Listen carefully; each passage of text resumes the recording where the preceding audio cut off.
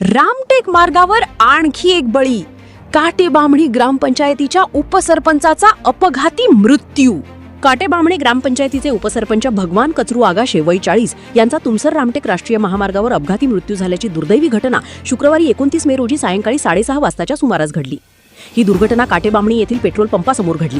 आमचे प्रतिनिधी नितीन लिल्हारे यांच्या माहितीनुसार भगवान आगाशे हे आपल्या शेतातील तणस दुचाकीवरून घरी घेऊन जात होते. त्यावेळी मागाहून भरधाव वेगाने आलेल्या चारचाकी वाहनाने त्यांच्या दुचाकीला जबर धडक दिली.